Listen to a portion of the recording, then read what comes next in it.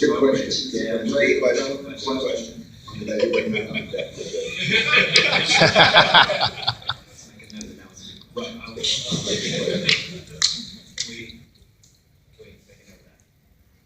Thank you. It's very For the notes.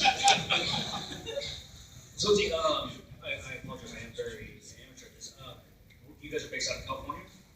Close. I have a 1 in 50 shot. Yeah, North Carolina. Wilmington, North Carolina. Right on the coast.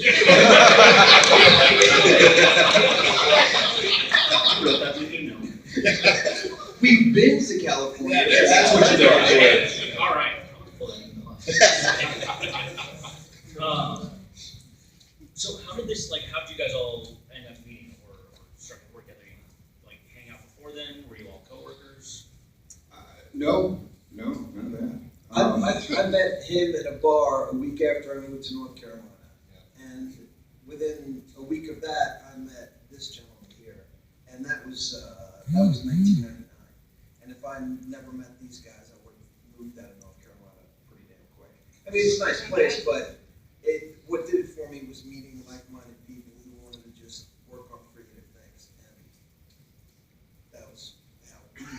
Yeah. I met Brent right when I was in the Marine Corps, and he was just out of film school, and our girlfriends at the time were like best friends, so we left those guys and moved on together.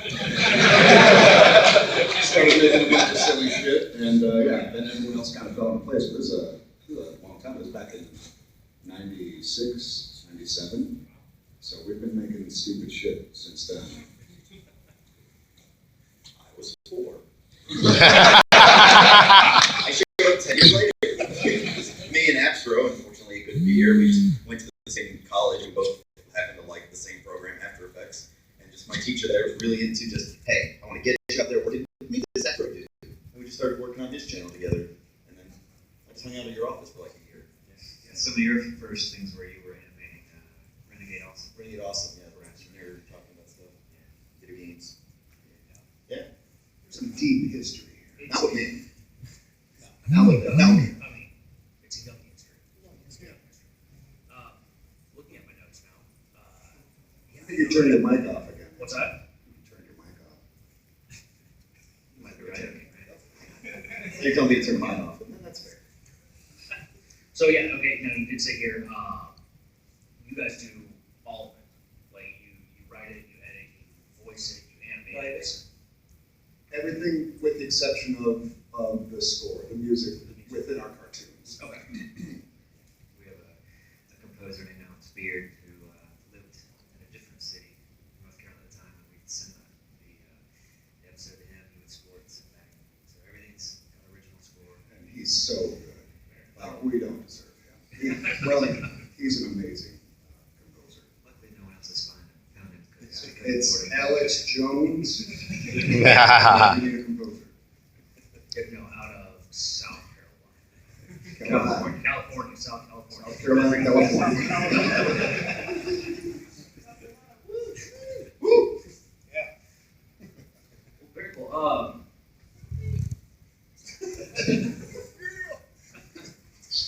Yep. And there will be no more of that. So you said that you had spent some time in the Marine Corps. Do you bring any of that into writing these characters, or is it just friends playing Battlefield? No, Okay. I guess I don't. There's some terminology, that you don't have, maybe. yeah. But not really. We might reference you sometime. Hey, is this a military thing? You might go, yeah. Oh, that would. Oh, sure. Yeah. Okay. Maybe. Teach them. Is that you? Yeah, Chief's got it directly from the. Okay. You got it. Let's bring that in. It's funny though, the impact that cartoon has had on the military, because we have people that come visit us that are in the military all the time, and they're like, the guys in Canada are calling C14 stuff. And in Australia. Oh yeah. Australia. Yep. So we didn't think that this cartoon was going to appeal to the military. We thought it would appeal to gamers, but we have people that watch the A lot of show. gamers in the military. I love it. Don't game. I started Just watching like- those today. Yeah. Were you gaming then? Yeah. I was Colonel 100. Right. Yeah. Well, it's very cool. And I hate to ask this because I'm not sure, but I was told my higher ups there might be some, are we showing, should I say that off camera? Do we have it? Do we have it? Not from yours. I just noticed that.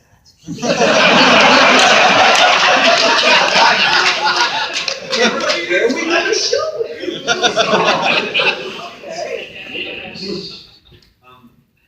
I brought it here. Keith Cohen. Cohen has it, He has, okay. but I don't know if it's here or if it's somewhere else at RTX this weekend. I believe it is probably with him at the moment. If that's the case, he's probably got the laptop. So we need to ask Cohen when and where this We weekend. can. We will make that work because I think you guys would all like to see who else. I doubt they would. Speaking specifically, Rallies and Associates. Okay, still moving. All right, well, I apologize for saying that on mic. It's out there. We gotta It will put it out be- when and where it is, but. You guys will see it before the weekend's over. We will put it up everywhere we can. Notes on a hard drive here somewhere. Yeah, wow, I need to talk to my boss about that. Okay, so, sorry, on a technical side, moving back into something professional. You guys do most of your work in After Effects. That's right. Cool. That's actually one that we use quite a lot at work as well. What made you decide to go with that? Was it something easy to use? You guys were all First thing we had access to, and we learned it, and we kind of self-taught our way of doing it. The way we rigged our characters, rigged them out. I imagine a lot of other people ended up doing the same thing. How else you do it? But yeah, we just stuck with that. That's what we learned. They're made, we need kept up with what's new. It may be easier way than that. But we know. I mean, it's the saying that it doesn't, or it's not broken, don't fix it. No, that's very cool. I'm kind of the same boat. My background's not anything film. Unlike you guys have had live action backgrounds. Mine was, hey, do you want to learn this? We'll pay you to learn it. Yes, I want to learn it. But but no, you guys have done live action in the past. What got you guys into animating and moving mediums? Budget. Yeah, like, we said, when we're brainstorming ideas, like if our idea happens to have planets exploding or aliens, you might want to animate that. Exactly. We can. It doesn't restrict your writing in any way if you can animate it. So. Cool. You also have to feed a crew or That's true. pay Yeah. someone for their property. Right. Very cool. So what brought up the idea, or whose idea, I guess, was Rallies and Associates? We collectively, the three of us and Abstra, Yeah. sat down. We used to have writing meetings all the time. Yeah. Even before we even produced things that people would watch, we would just sit down and write series that we hoped would be on TV someday. And we did that for years. That stuff never went anywhere, but it taught us to write. And then we decided, let's try to do some sort of medieval, type genre. And we started brainstorming, threw some names together. We actually drew a map. We drew the map of New Donia. Yeah, which is inspiring to see this world that doesn't even, and That you created that sure. may not physically exist, but you know it's there. Yeah. And that dictated how we wrote things. So we'd go, okay, this week the drive is northeast. And what's between here and there? When they travel, what are they going to do? And a lot of places weren't on the map until we needed them to be. Well, what's down here? I don't know. We don't have a story for that yet. And as they would travel, so if you watch the map is constantly evolving throughout the series because you'll see new little places pop up on it. I do have to say that is probably my favorite part of the first episode. It's like, we have to go see the Lady of the Lake, and it's just this little ride around the corner. Yeah. Just that simplicity is, not every joke has to be this big, hey, right in front of you joke. It's just right around the corner. Yeah. And I think our favorite part of doing our shows, especially like those shows, is that we don't write script, we write a loose outline. for every scene, we know what key points we need to hear and get to. And we'll write those on the board, and then we just improv 6 or 7 or 8 times through and pick up, what we consider the gold. So do you guys all, sorry to cut you off, do you all get into the recording booth together? Stand in a circle. Stand in a circle and go? With mics. We don't have a booth. Yeah, we don't Not yet. fancy booths and stuff. Yeah. That's very cool. You hear that, it's like there's no way that dialogue can be just one person going through it and then they bring someone else in it. And you guys, you can tell in the shows that you guys do feed off of each other so much. It adds so much realism to it, like you can't fake it. Oh yeah, just the little inbickering between Sure. characters is And it dictates the story sometimes. Because I might mishear something he says. I think he said something and I'll go off in some other way, like, what are you talking about? I'm like, you said this? No, I didn't say that. And then that ends up sticking in there and then changing the course of the rest of the episode.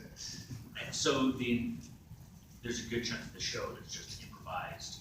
Oh, like all of it. Like, yeah, I mean, like, yeah, and there's many times where like, all right, we got what we wanted. We covered A, B, C, and D.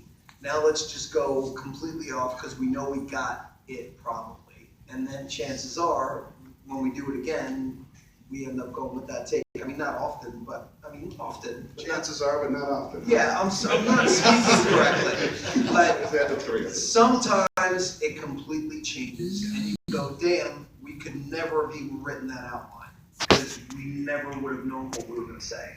So that's when the improv really just kind of is cool. That's really cool that you're able to do that, just so much of it on the fly and on the go. And there has to be a bit of being able to have that. It kind of helps kind of chip off the stuff that you don't think is going to work. Instead of having it scripted and written there and finding out later, it's like, oh, you can't really get that shot or that dialogue to fit. Having you guys just being able to sit there and go off of each other has to be there has to be some just creative juices that you aren't going to get otherwise. And it helps a lot, and we wouldn't want it any other way, and also none of us want to write a script. Like, Right. Sit there and panic. Oh, God. Yeah, it's still it's a long process to make an animated series, but if we had to sit down and write scripts, write every word that's said, it would add a lot of time to improve it. Well, we wouldn't be friends anymore either. Because we're friends, so it's like we really, it's great. Our characters are friends with each other, and we're friends with each other. So it's very easy to just bitch at each other. Yeah, the pain is real, the anger is real, and it works to our benefit a lot of the time. And we're honest with each other. Yeah. So if he has an idea and he thinks it's good and the rest of us hate it, they prove we're not process going to is be polite. And say, just shit on it. Good No. idea. Yeah, I really take that criticism. It's got to be easier to take it from your friends who they're going to give you a hard time regardless. But than from the hundreds of thousands of comments that you do have to offer. And the comments shape the story as well. Do they really? Yeah. Wow. We'll start, reading comments. We hate this character. We love this character. And like, Like Drax died at some Yeah. point. His voice evolved. Oh, when it had to, it was driving people crazy. All right. sorry if you've not seen No. I saw the pretty death of and the return of Drac. But so does that process? That's for all your shows, for Battlefield Friends, for Rallies Associates, Mob Squad. Like it's all just this organic. Hey, let's just sit around and talk until we have an episode. Fully outlined. Yeah, at least. Yeah.